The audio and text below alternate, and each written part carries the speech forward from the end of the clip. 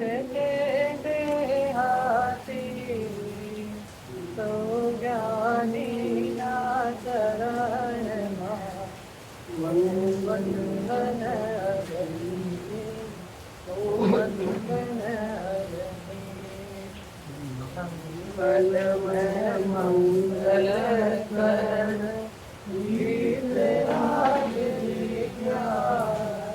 नमो जाते भई हरे हंसादि महान करि मंगल करि हो नंद करन गोपाल जाते मिले समाज पावे निज बलराज पावे निज बलराज।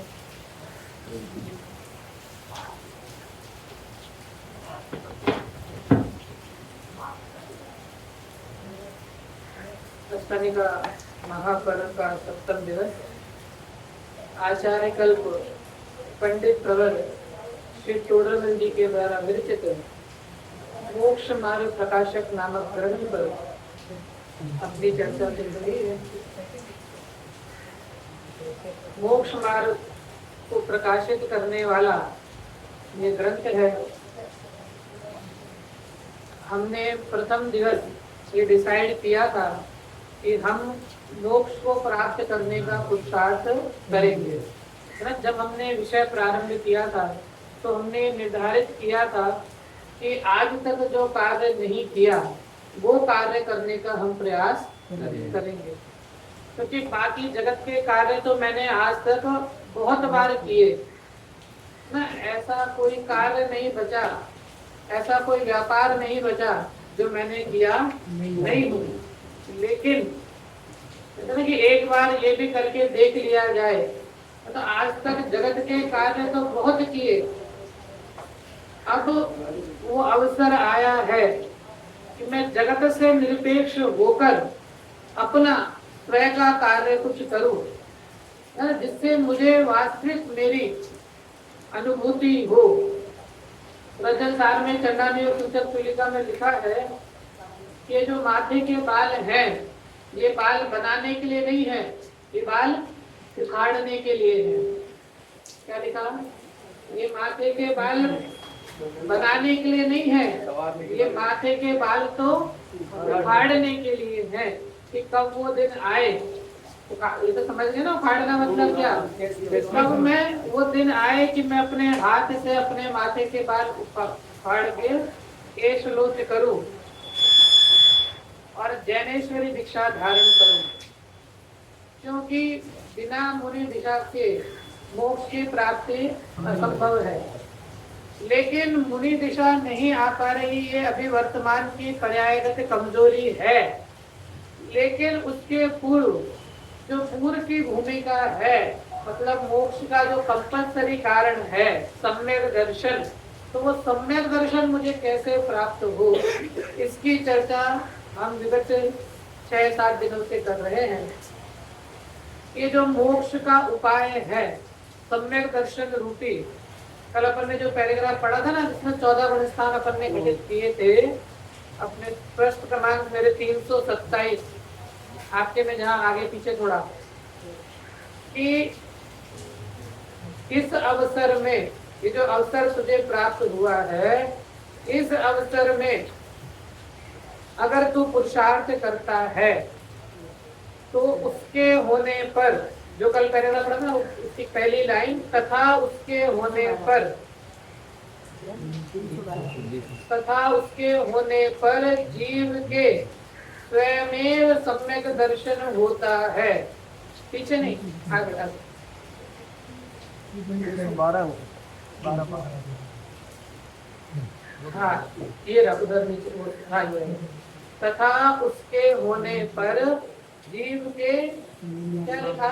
स्वयमेव सम्यक दर्शन होता है।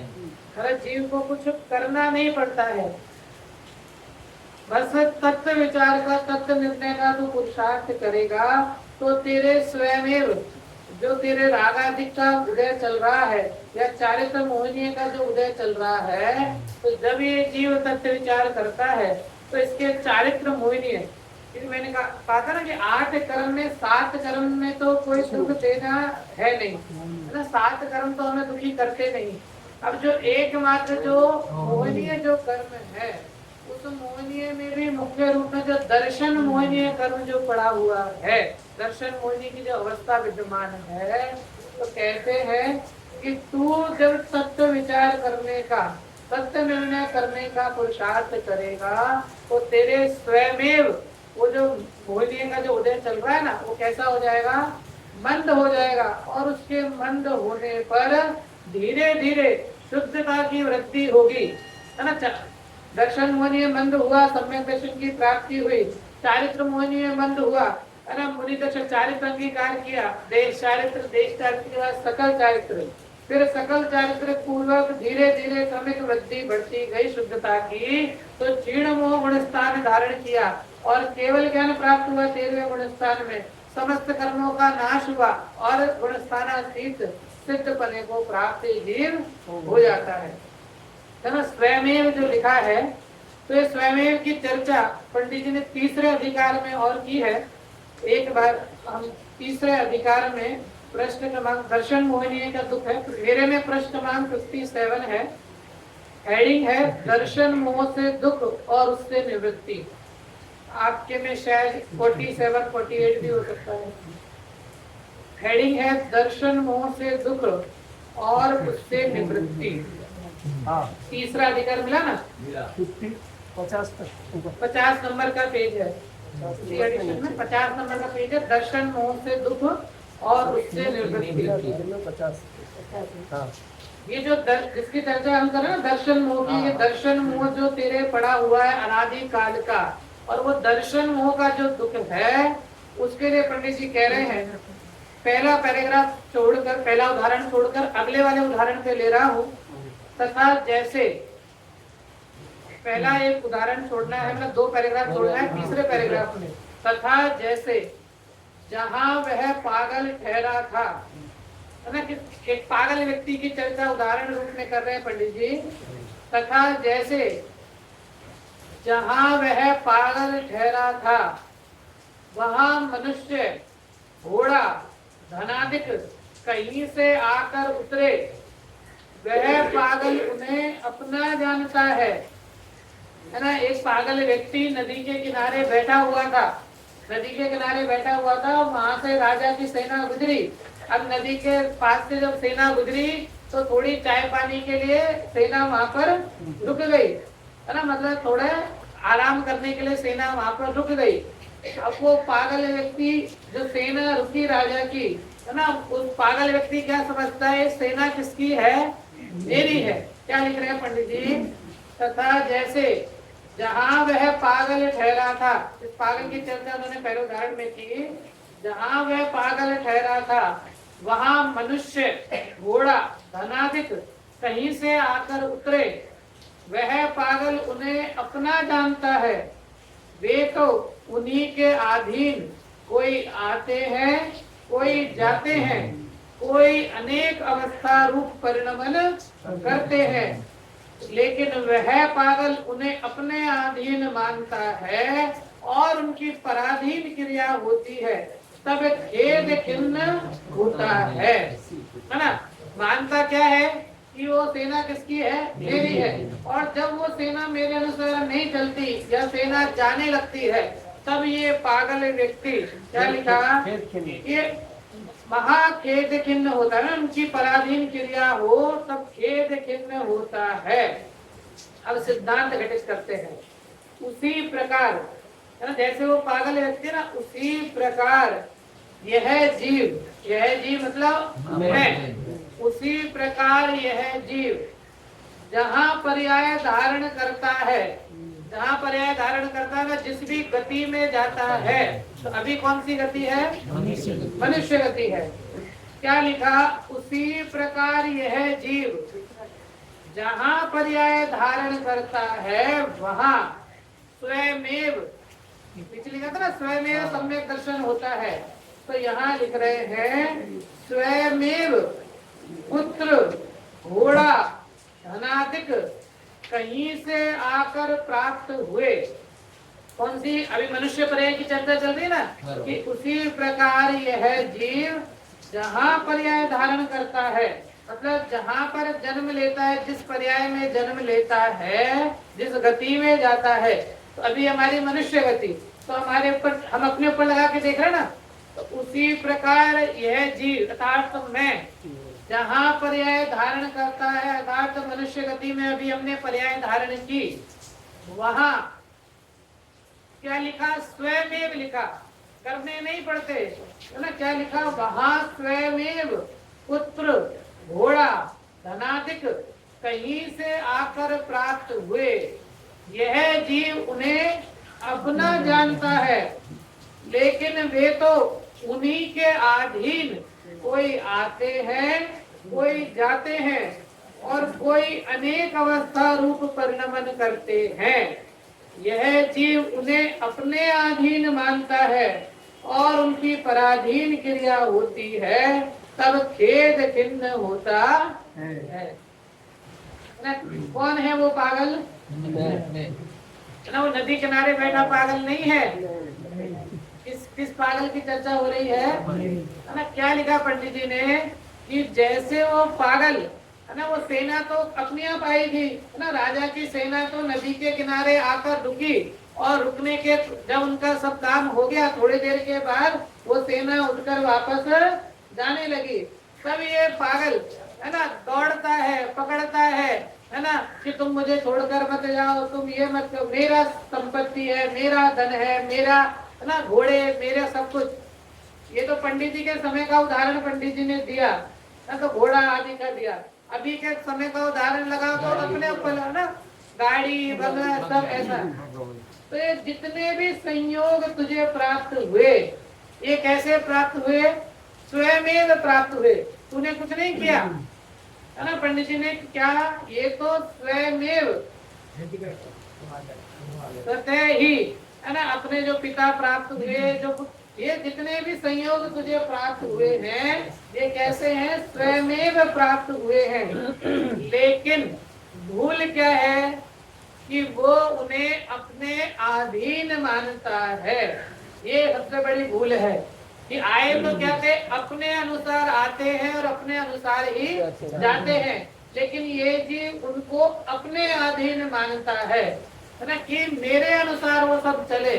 और जब मेरे अनुसार नहीं चलते, तब ये जीव क्या होता है? खेद खिन्न होता है ना। जिससे अपेक्षा है ना, जहाँ अपेक्षा और वहाँ उपेक्षा हो, तो ये जीव महाखेद खिन्न होता है। और ये जितने भी संयोग थे, कैसे थे? स्वयमेव आने वाले संयोग थे। तो ऐसा स्वयमेव ही पंडित जी ने लिखा कि ये जो सम्यक दर्शन का कार्य है, ये भी तेरे स्वयमेव होने वाला है। लेकिन शर्त बताई, क्या शर्त बताई? तत्व विचार करना, तत्व निर्णय करना, तत्व विचार करना। आज लास्ट है ना, शाम को नहीं है, अभी लास्ट है। हाँ, तो आज अपन इसको समेट रहे हैं। हाँ?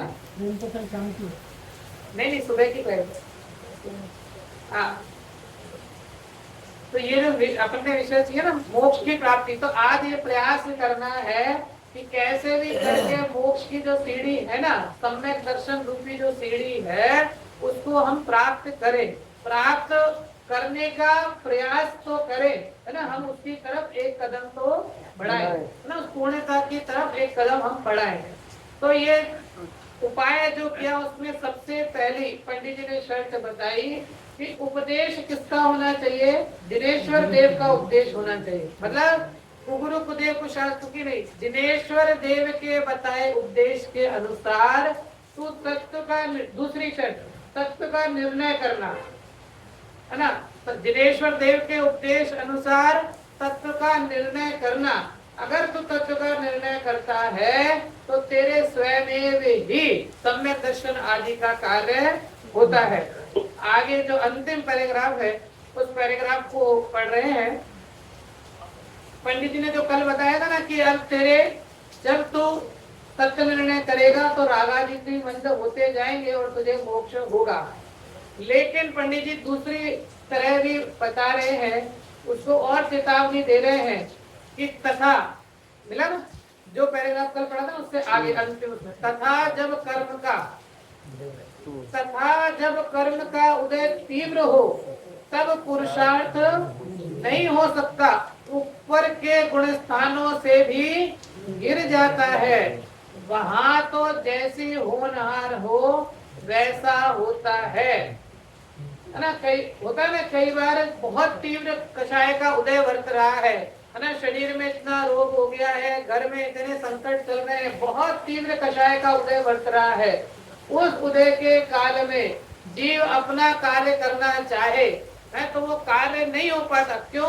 क्योंकि इतने विकल्प चलते रहते हैं ना, कितना ही प्रयास करे, लेकिन जब इतने संकट चल रहे हैं, इतना असाधा का उदय चल रहा है, तो उस जाति के विकल्प भी उसके जीवन में चलते रहते हैं।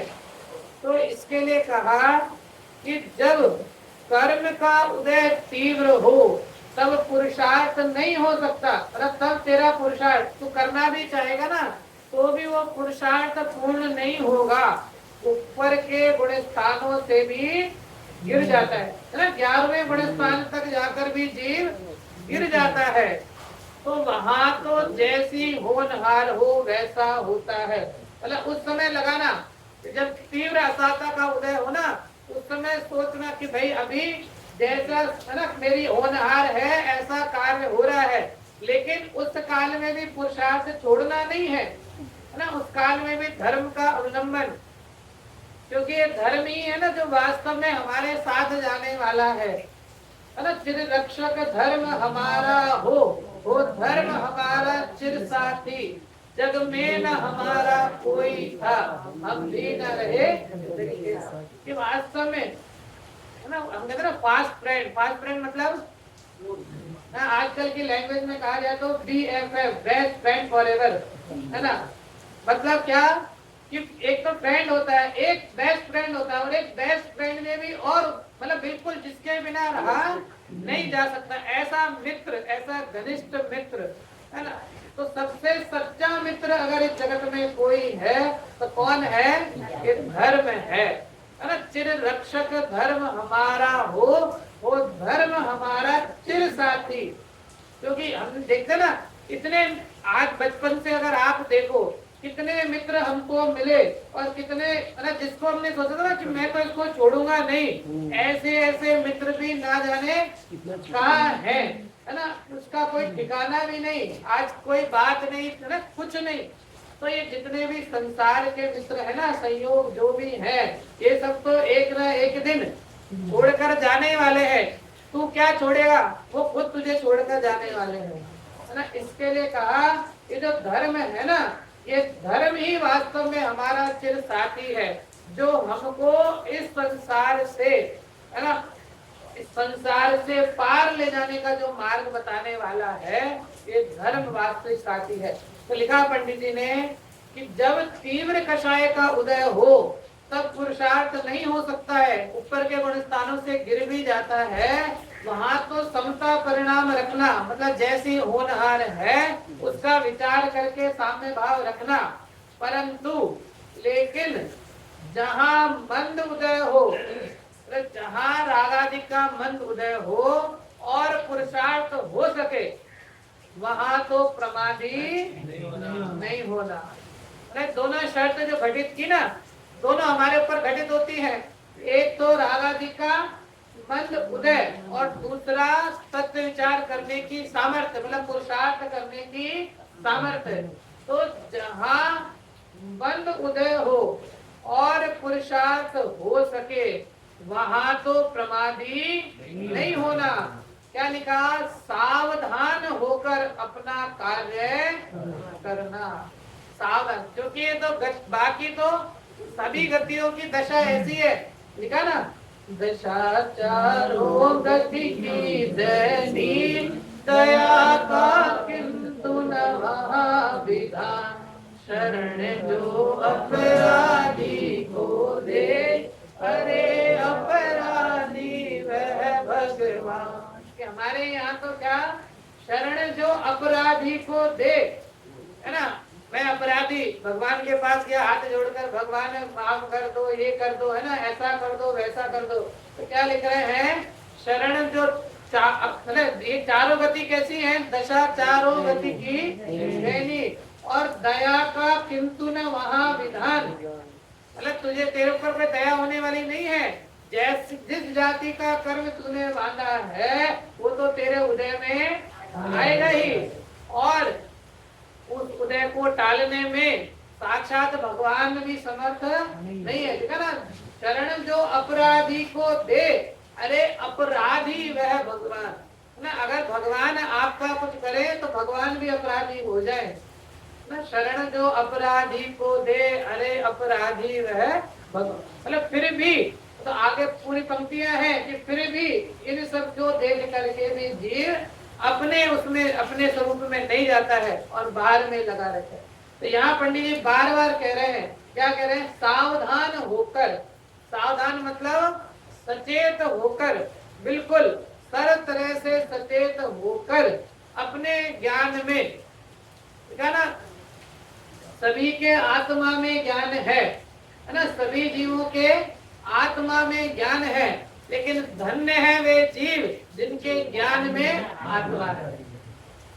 क्या कहा, सभी जीवों के आत्मा में ज्ञान है। तो ये चाहे कोई भी जीव हो, चींटी भी हो, छोटे से छोटा जीव भी हो, निगोदिया भी है, तो भी ज्ञान तो उसके अंदर भी विद्यमान है। क्योंकि गुण है ना, ये तो जीव की स्वभाव है, ये तो गुण है उसके अंदर, अनंत गुण जो है। तो सभी आत्माओं में ज्ञान तो है, लेकिन धन्य है वे आत्मा, धन्य है वे जीव जिनके ज्ञान में आत्मा है।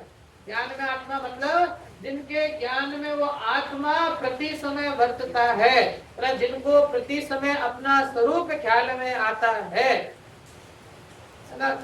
सम्यक दृष्टि के जैसे आत्मा ज्ञान में आता है ना, वेदन रूप में आता है, केवली के आता है। हमको आत्मा जानने में आता है कि नहीं आता?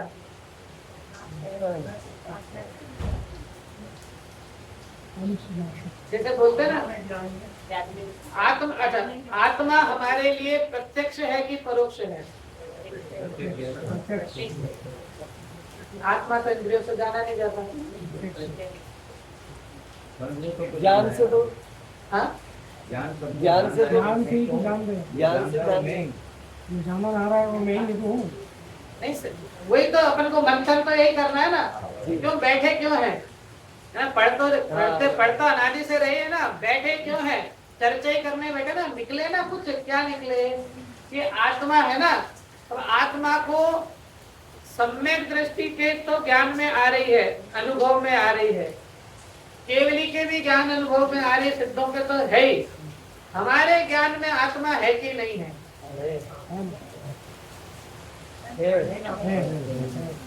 ज्ञान में हमारे, ज्ञान आत्मा हमारे ज्ञान में है, क्यों? क्योंकि हम जान रहे ना आत्मा का स्वरूप ऐसा है। तो ये शब्द रूप में है ना, शब्द रूप में हमारे वो आत्मा प्रत्यक्ष है, शब्द रूप प्रत्यक्ष कहा उसको। सम्यक दृष्टि के कहा वेदन रूप प्रत्यक्ष।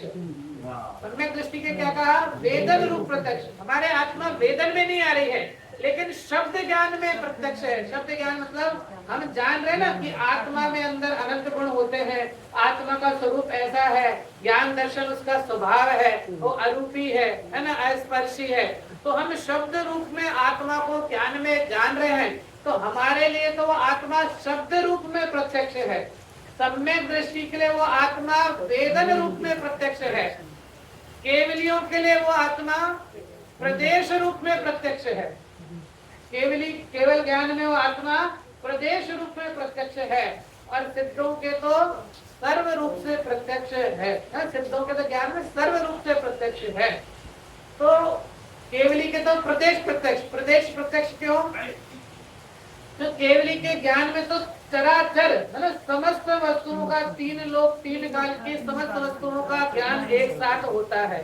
तो वहां तो सब कुछ प्रत्यक्ष रूप में दिख रहा है, लेकिन सम्यक दृष्टि के ना वो आत्मा प्रदेश रूप में प्रत्यक्ष नहीं है, लेकिन वेदन रूप में, कि जैसा केवली आत्मा का अनुभव कर रहे हैं, वेदन कर रहे हैं, ठीक उसी जाति का वेदन सम्यक दृष्टि जीव के चल रहा है ना।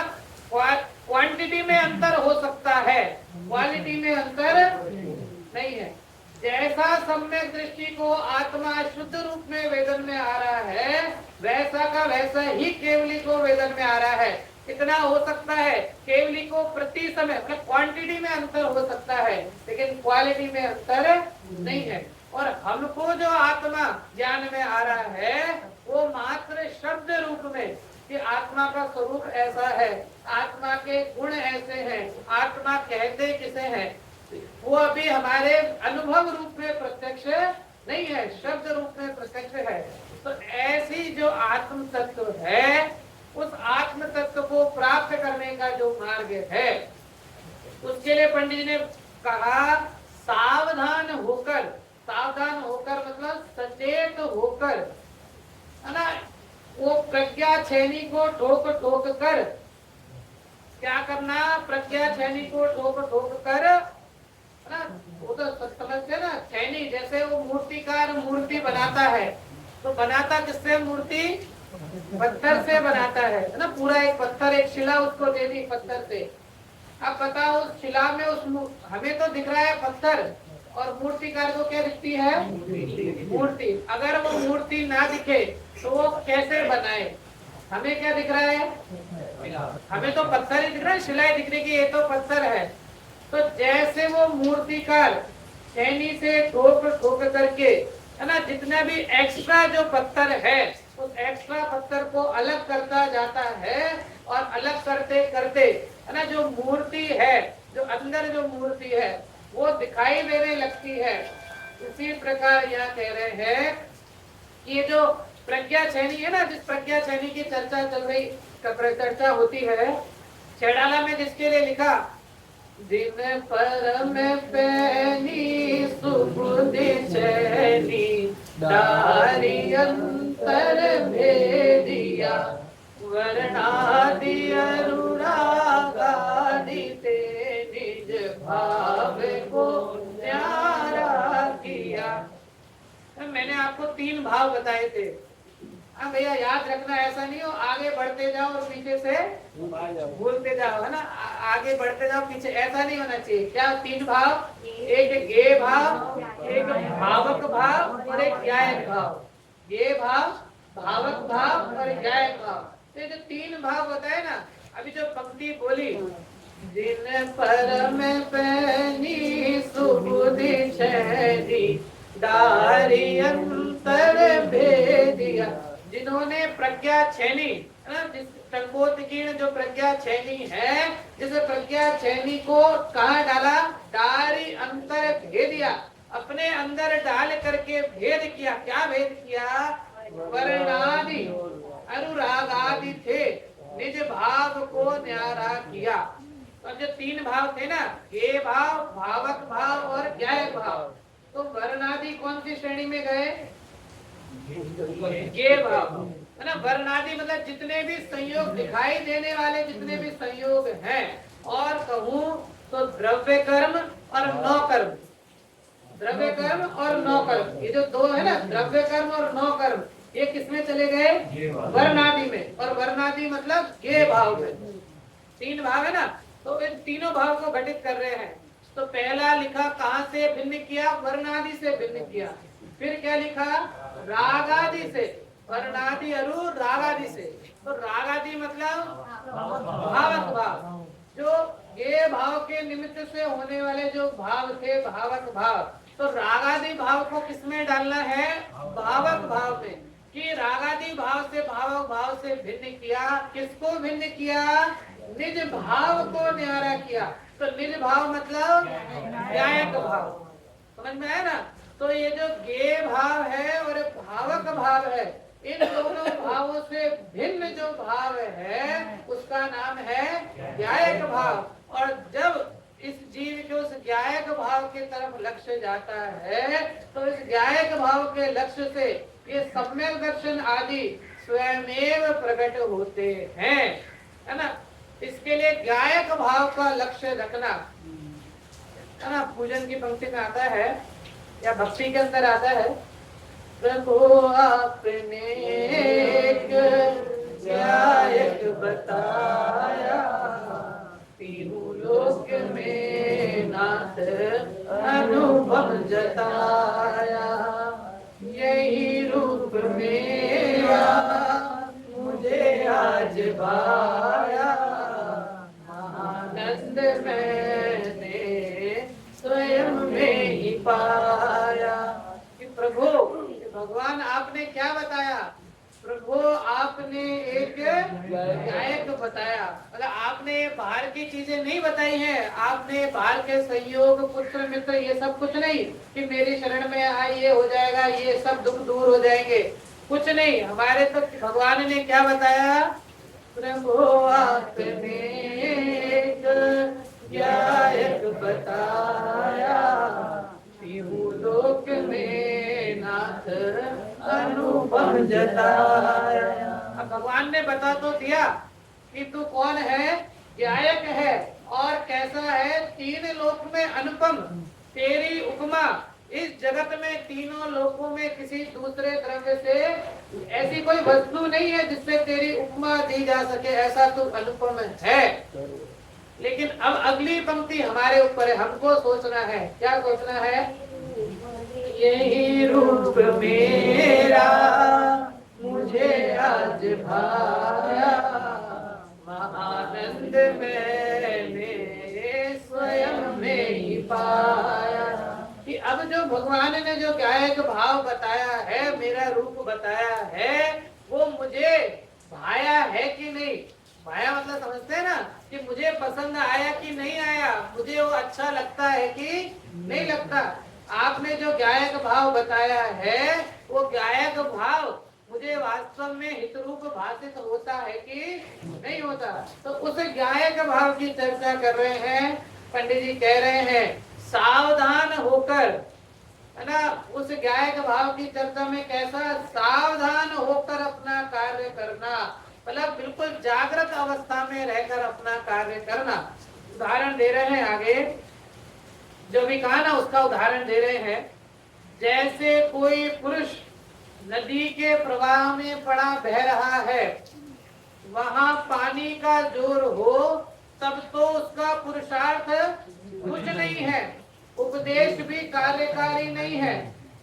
जैसे नदी में बहुत तेज जोर हो, पानी का बहाव बहुत जोर से हो, तब वो कितना ही हाथ पैर मारे लेकिन वो उसको पार नहीं कर सकता है। उसका पुरुषार्थ कुछ नहीं, उपदेश भी कार्यकारी नहीं। और पानी का जोर थोड़ा हो तब यदि पुरुषार्थ करके निकले तो निकल जाएगा। जब पानी थोड़ा शांत हो उस समय अगर ये पुरुषार्थ करे तो वो उस नदी से पार हो जा सकता है। लेकिन शर्त क्या है? नदी से पार जाना है कि नहीं जाना, है ना। सबसे पहली शर्त तो यही है ना कि हमें अभी नदी में ही नहाना अच्छा लग रहा है कि नदी से पार जाना है कि नहीं। ये प्रश्न ना अपने से प्रश्न है। ये तो उदाहरण जो दिया ना कि पंडित जी ने कहा कि ये जो नदी है ना, जो संसार समुद्र है, जो संसार रूपी समुद्र है ना, इस समुद्र के अंदर जब इस नदी का प्रवाह तेज, पानी का प्रवाह तेज होगा ना, जब तेरे कर्म का उदय तीव्र होगा, असाता का उदय तीव्र होगा, तब तू हाथ पैर भी मारेगा तो भी तू निकल नहीं पाएगा। इसके लिए जब पानी का जोर थोड़ा हो, पानी का जोर थोड़ा हो, इसमें अब सब लगा लेना ना। इन गतियों में आकर के मनुष्य गति का मिलना, पानी का जोर थोड़ा मतलब इन ऐसी ऐसी गतियों से मनुष्य गति का मिलना, मनुष्य गति के अंदर भी ऐसे ऐसे क्षेत्रों से हट करके आर्य क्षेत्र का मिलना, आर्य क्षेत्र के अंदर भी ऐसी ऐसी जातियों से हट करके जैन कुल मिलना, जैन कुल के अंदर भी, है ना, जैन कुल के अंदर भी शुद्ध जिनवाणी का प्राप्त होना, जिनवाणी के प्राप्त होने के बाद भी, है ना, रागादि का मंद उदय वर्तना और उसके बाद में उपदेश का निमित्त मिलना, तो ये क्या है, इस समय पानी का प्रवाह कैसा है, कम है, मतलब मंद है। पानी का प्रवाह कैसा है, मंद है। तो इस समय अगर तू पुरुषार्थ करेगा तो क्या हो जाएगा, निकल जाएगा। निकल जाएगा मतलब कि तू पार हो सकता है, मतलब मोक्ष नहीं भी होगा तो भी सम्यक दर्शन तो तेरे को प्राप्त हो सकेगा। और अगर एक बार सम्यक दर्शन प्राप्त हो गया तो निकट काल में ना शीघ्र अतिशीघ्र तेरा संसार का किनारा आ जाएगा। तो क्या लिखा, और पानी का जोर थोड़ा हो तब यदि पुरुषार्थ करके निकले तो निकल आएगा, और उसी को निकलने की शिक्षा देते हैं। और यदि ना निकले, मंद उदय में भी ना निकले तो धीरे धीरे बहेगा, और फिर पानी का जो तेज होगा तो बहता चला जाएगा, है ना। अभी मंद उदय है ना, तो ऐसा लगता है कि अरे सब साता का उदय चल रहा है ना, क्या करना है धर्म करके, क्या सब शांति है ना, सब तरह से अनुकूलता चल रही है ना। जैसे भी अपन अंबानी की शादी देख रहे हैं तो अपने को ऐसा लगता है ना, वो तो प्रवचन कहाँ सुनता है ना, वो तो कहाँ सुन, वो भी उसके तो इतना पुण्य का उदय बरत रहा है ना, उसके तो सोने चांदी हीरे जवाहरात में खेल रहा है ना, तो वो तो कहाँ धर्म कर रहा है, वो तो कहाँ प्रवचन सुन रहा है। हम तो डेली 2-2 घंटे सुन रहे हैं, घर पे भी सुन रहे हैं, है ना, हम तो इतना कर रहे हैं।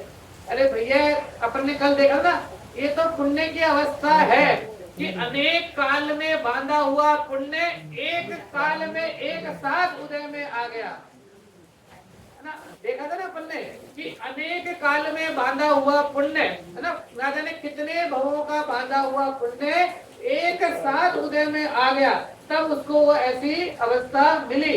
लेकिन अब तो वो पूरा पुण्य उदय का फिर गया, तो आगे तो कहाँ जाएगा ये तो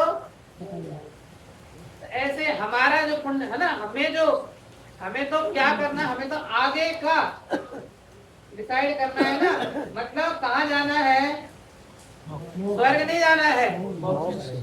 हाँ, पूज्यपाद आचार्य ने लिखा है, मित्र रहा देखत खड़े एक छाया एक धूप, व्रत पालन से देव पर अव्रत दुर्गति को। कि ये जो है ना, यहाँ कोई मित्र की राह नहीं देखनी है कि चलो अभी रुक जाते ना, वो आएगा तो प्रवचन में चलेंगे, है ना, साथ में चलेंगे। यहाँ तो भैया अपना कार्य तुझे करना है। यदि तुझे ये बातें हित रूप भाषित होती हैं तो, ये जो जिनवाणी की बात है ना, यदि ये तुझे बातें अपनी लगती है, हित रूप भाषित होती है, यदि तुझे ये एल्बम की फोटो तेरी लगती है तो, है ना, आता ना उस दिन कौन सा एल्बम देखना अच्छा लगता है, इसमें मेरी फोटो हो कि जिसमें नहीं हो, जिसमें नहीं हो, है ना। किसी की शादी का एल्बम है, आप उस शादी में गए ही नहीं और उसने दिखाया कि देखो ये शादी का एल्बम है, तो आप कैसे देखेंगे, फटाफट देखेंगे। और जिसकी शादी में आप गए थे, है ना, आपने बहुत फोटो खिंचाई, उसका एल्बम आप कैसे देखेंगे, है ना। पहले तो देखा, फिर जिस पेज पे अपनी फोटो आएगी वहां पर रुकेंगे, विचारेंगे, मैं थोड़ा ऐसा होता तो और अच्छी आती, मैं थोड़ा ऐसा।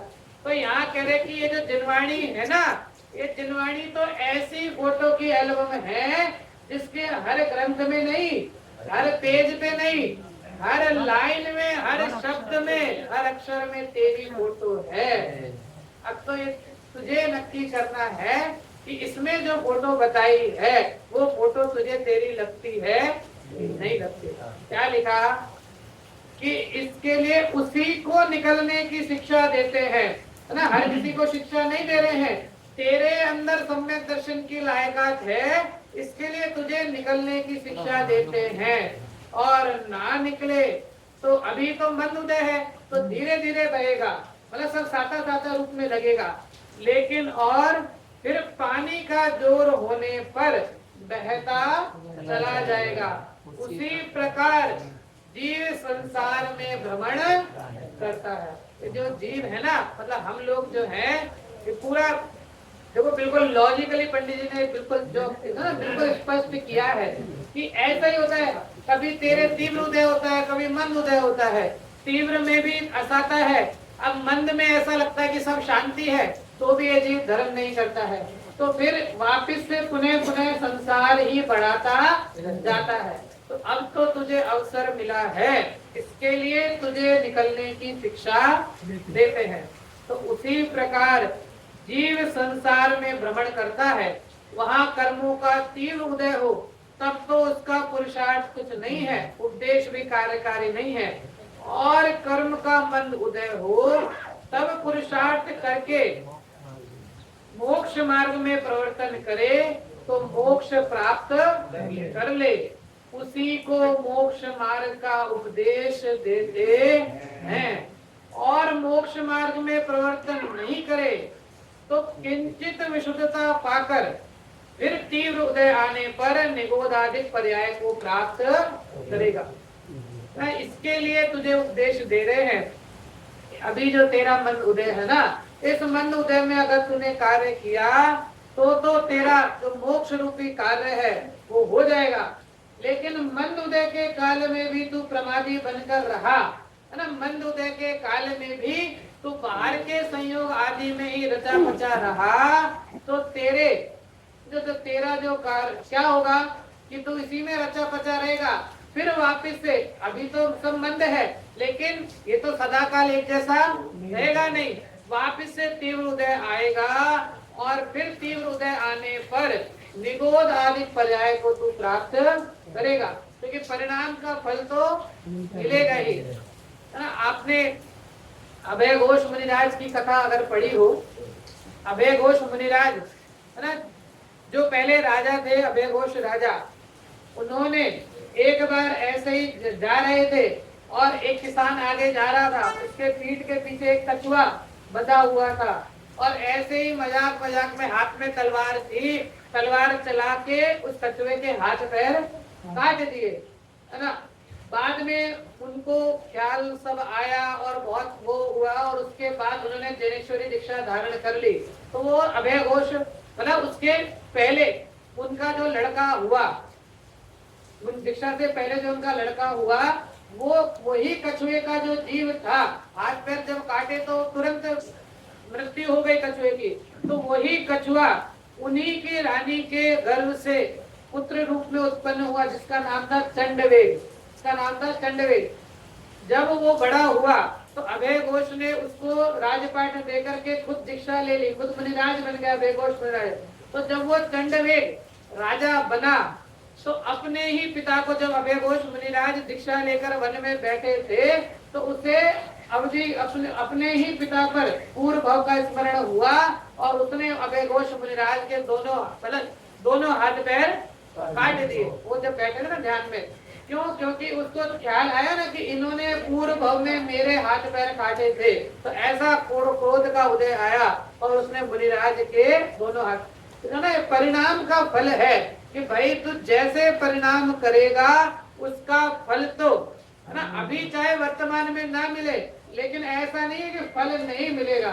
है ना, इस जन्म में ना सही पर भव में मिलता है, अपनी अपनी करने का फल सब मिलता है। तो इसके लिए बार बार तुझे सावधान कर रहे हैं कि भैया अभी तेरा मंद उदय वर्त रहा है, सब तरह से अनुकूलता तेरे विद्यमान है, तो तेरा जो कार्य है वो कार्य को तू कर। क्योंकि बाहर का कार्य तो अनादि काल से किया, लेकिन एकमात्र जो नहीं किया वो कार्य अब तू कर। आगे अंतिम पंडित जी अंतिम लाइनें लिख रहे हैं, है ना, कोर्ट का फैसला निकल रहा है ना। ये जो कोर्ट चल रही थी ना, ये 7 दिनों में जो अपन ने कोर्ट बिठाई थी, है ना, मोक्ष जाने की, एक पक्ष था एक विपक्ष था, है ना, तो सब विपक्ष, अब विपक्ष को भी बात ख्याल में आ गई, तो अंतिम जज का फैसला आ रहा है ना। विपक्ष मतलब यहाँ तो जो शिष्य था वो भी पंडित जी स्वयं ही थे, जो शिष्य था ना वो शिष्य भी पंडित जी स्वयं ही थे, जो स्वयं ही शंकाओं के समाधान के लिए प्रश्न उठा रहे थे। तो अब फैसला आ रहा है ना, कोर्ट का आज वर्डिक्ट का दिन है। तो क्या फैसला आ रहा है कि भैया ये जितनी बात हुई ना, इसलिए अवसर चूकना योग्य नहीं है ना। ये जो अवसर तुझे मिला है ना, ये अवसर चूकने योग्य नहीं है। अब सर्व प्रकार से अवसर आया है। ये जो है ना, सर्व प्रकार से अवसर आया है, ऐसा अवसर प्राप्त करना सुलभ है। लिखा क्या लिखा? क्या लिखा? कठिन है। ये जो अवसर मिला ना, ऐसा अवसर प्राप्त करना ना। भर्तृहरि शुभचंद्र की कथा सुनी होगी ना। दोनों भाइयों ने घर छोड़ा, भर्तृहरि ने भी छोड़ा, शुभचंद्र ने भी छोड़ा, है ना। तपश्चर्या करने लगे। शुभचंद्र मुनि दीक्षा धारण कर ली, भर्तृहरि ने भी तापस रूप धारण किया। भर्तृहरि ने एक रसायन सिद्ध किया, है ना। जिसको जिसके ऊपर फेंके तो वो रसायन क्या हो जाए? सोना हो जाए। अब जब भर्तृहरि को अपने भाई का पता चला कि उनके पास, उनकी दशा तो बहुत दयनीय है ना। उनके पास तो कपड़े भी नहीं है, भोजन की व्यवस्था भी नहीं है ना। जगत को तो ऐसा ही लगता है ना। मुनिराज तो अपने आत्मा के आनंद में निमग्न है। तो भर्तृहरि ने अपने शिष्य को आधा रसायन लेकर के भेजा कि जाओ भैया को, है ना, उनकी बहुत दरिद्रता वर्त रही है, थोड़ा सा रसायन उनको दे आओ तो उनको भी सब होगा, आनंद होगा। तो अब वो शिष्य गया। शिष्य ने कहा कि आपके भाई ने रसायन भेजा है, ये रसायन इसके ऊपर फेंकोगे वो चीज सोने में परिवर्तित हो जाएगी। तो शुभचंद्र ने क्या कहा कि यहाँ पर नीचे फेंक दो, मतलब सामने जमीन पर फेंक दो। अब वो शिष्य था और गुरु के भाई, तो आज्ञा तो माननी थी ना। तो उसने वो फेंक दिया, फेंक करके चला गया भर्तृहरि के पास। उनने पूछा भर्तृहरि ने क्या हुआ, उसने पूरी कहानी सुना दी, ऐसा ऐसा हुआ। तो भर्तृहरि ने सोचा, लगता है दरिद्रता के कारण भैया का दिमाग, है ना, गरीबी के कारण भैया का दिमाग थोड़ा ऐसा, चलो। और ऐसा भी हो सकता है कि मैंने शिष्य को भेजा तो उनको लगा होगा कि अपमान लगा होगा, तो अब मैं चलता हूँ।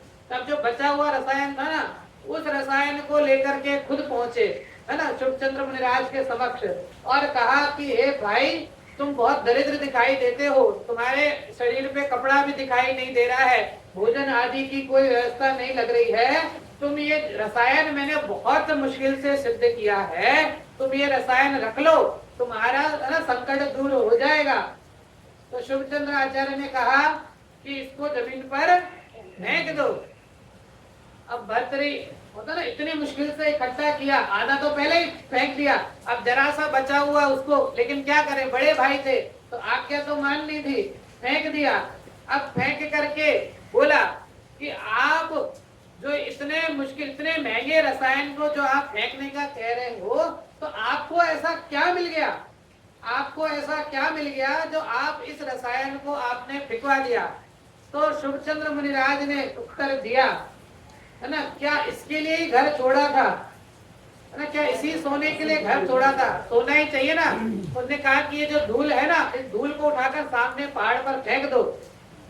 भर्तृहरि ने शुभचंद्र मुनिराज के पैर की धूल उठाकर सामने पहाड़ पर फेंकी, तो पूरा का पूरा पहाड़ सोने का हो गया। अहो आश्चर्य, है ना, अहो आश्चर्य, है ना, मैं तो इस छोटे से।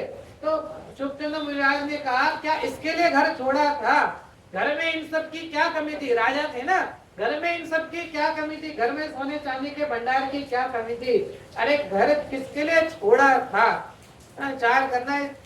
धर्म मिलाना है, धर्म किसके लिए मिला, ऐसे सब बाहर के कार्य करने के लिए नहीं मिला है, ये तो तू अनादि से कर रहा है। ये जो धर्म मिला ना, पंडित जी जो कह रहे हैं ना कि अब सर्व प्रकार से अवसर आया है, ऐसा अवसर प्राप्त करना कठिन है। ये जो अवसर मिला ना, जो धर्म मिला है, जो जैन कुल मिला, जिनवाणी मिली, सुनने सुनाने वाले मिले, रुचि भी जागृत है, रागादि का मन उदय भी है, तो भैया ऐसा अवसर प्राप्त करना कठिन है।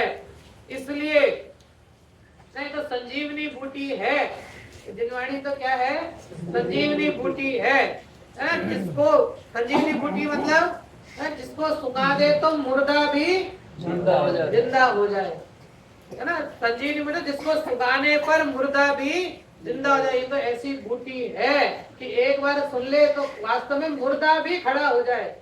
मुर्दा भी खड़ा हो जाए मतलब हम तो जिंदा है ना, हम मरे थोड़े ना, हम तो जिंदा है ना। अज्ञान को ज्ञान आ जाएगा। हाँ, अज्ञान रूपी जो है ना, हमने अपने ज्ञान को जो दबा रखा है, हम जो वास्तव में है ना, हम बाहर में जागे हैं और अंदर में सो रहे हैं, है ना। जो जागता व्यवहार में, वो सो रहा निज कार्य में, और जो जागता निज कार्य में, वो सो रहा व्यवहार में, है ना। ये तो हम मुर्दे के समान है ना, हम भी मुर्दे के समान बैठे हुए हैं। तो ये जो जिनवाणी है ना, ये संजीवनी बूटी है कि एक बार तो ये बूटी को घोट के पी जा, एक बार इसको सूंघ भी लेना तो मुर्दा मतलब आहा करके उठ जाए। अहो आश्चर्य, हमें तो इन बातों की खबर ही नहीं लगे ना। अहो, हमें तो इन बातों की खबर ही नहीं थी। ऐसे एक उदाहरण आता है, एक लड़की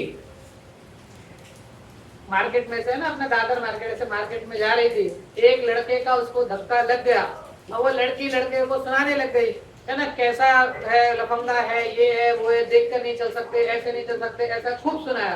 अब पीछे से वो लड़की के साथ में मामा चल रहे थे या जो भी रिश्तेदार चल रहे थे, थोड़ा सा वो पीछे छूट गए भीड़ की वजह से। उतने में इंसिडेंट हुआ, वो लड़की सुना रही है उस लड़के को ये करके।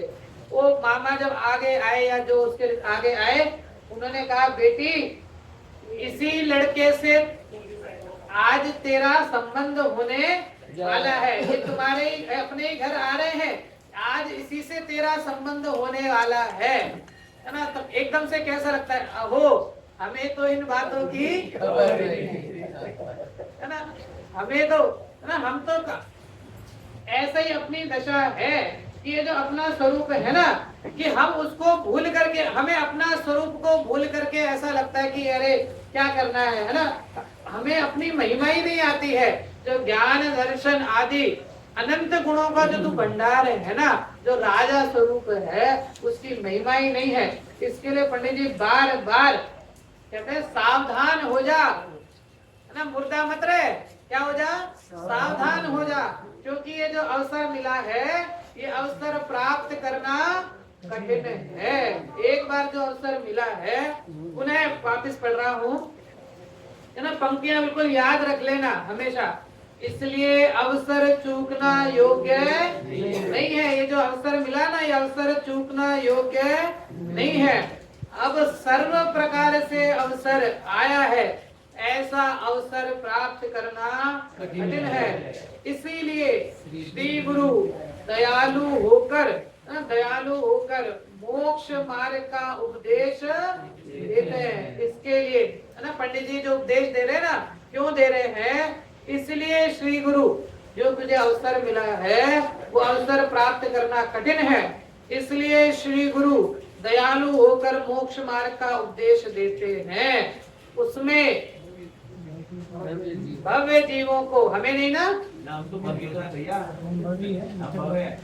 उसमें भव्य जीवों को अर्थात हमें भव्य जीवों को प्रवृत्ति करना, यही तेरा कर्तव्य है। इसके अलावा कोई दूसरा तेरा कर्तव्य नहीं है, क्या ना। हमारा आपका मिलना पुण्य अधीन है, लेकिन आपका आपसे मिलना ये पुरुषार्थ अधीन है। क्या कहा, हमारा, मैं आया मलाड से, हमारा आपका मिलना ये तो पुण्य अधीन है ना। पुण्य का उदय था हम सबका कि हम सबको जिनवाणी सुनने की, सुनाने का अवसर मिला, है ना, स्वाध्याय का अवसर मिला। तो हमारा आपका मिलना तो पुण्य अधीन है, लेकिन आपका आपसे मिलना मतलब हमारा हमसे मिलना ये पुरुषार्थ अधीन है। इसलिए तुझे पुरुषार्थ करने का उपदेश दिए हैं ना। इस तरह ये हमने विषय समझा कि वास्तव में अगर हमारे हाथ में कोई वस्तु है तो एकमात्र पुरुषार्थ ही है। जो 5 समवाय से चर्चा प्रारंभ की थी ना, कौन कौन से, सबसे पहला है स्वभाव, फिर है काल लब्धि, फिर निमित्त और फिर पुरुषार्थ। तो पंडित जी ने स्पष्ट किया अच्छे से कि स्वभाव तो सदा काल तेरे साथ है ही, काल लब्धि और भवितव्यता है वो कोई वस्तु नहीं है। जिस काल में कार्य होता है वो काल लब्धि, और जो कार्य हुआ वो भवितव्यता। निमित्त है, उन निमित्त में तेरा कुछ चलता है नहीं, ये तो स्वयं अपने अनुसार आते जाते हैं, उसमें तेरा कुछ चलता नहीं है। तो तेरा एकमात्र अगर किसी में चलता है तो वो पुरुषार्थ ही है, एकमात्र तेरा पुरुषार्थ ही है, आत्महित का पुरुषार्थ ही तेरा कार्य है। और उसी कार्य को करने के लिए तुझे बार बार उपदेश दिया जाता है। क्यों? क्योंकि तुझे पंचेंद्रिय संगीपना भी प्राप्त हुआ है और तत्व विचार करने की सामर्थ्य भी तेरे अंदर विद्यमान है, और साथ में राग आदि का मंद उदय भी वर्तता है। इसके लिए तुझे उपदेश देते हैं। अंतिम ये 3 लाइन सभी लोग एक साथ वापस से पढ़ रहे हैं। इसलिए अवसर चूकना योग्य नहीं है, अब सर्व प्रकार से अवसर आया है, ऐसा अवसर प्राप्त करना कठिन है। इसलिए श्री गुरु दयालु होकर मोक्ष मार्ग का उपदेश देते हैं, उसमें भव्य जीवों को प्रवृत्ति करना। इसलिए हम सभी कौन है? भव्य है, भव्य भव्य है।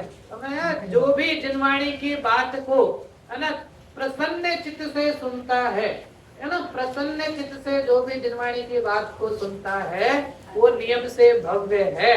तो हम सभी भव्य जीव हैं, हम सभी भव्य जीवों को ये अवसर मिला है, इस अवसर को हम है ना भुनाए, है ना, इस मौके को दौल समझ सुन चेत सयाने काल व्रता मत होवे, यह निर्भव फिर मिलन कठिन है जो सम्यक नहीं होए। और लिखा है कितने पंडित जी ने, ये राग आग दहे सदा ताते समामृत सेये, चिर भजे विषय कषाय अब तो त्याग निज पद लेये, कहाँ रज्यो पर पद में न तेरो, पद यह क्यों दुख सहे, अब दौल हो सुखी स्वपद रुचि, दाव मत खोए। ये जो दाव हमको मिला, ये जो अवसर हमको मिला है, ये अवसर बिल्कुल भी चूकने योग्य नहीं है।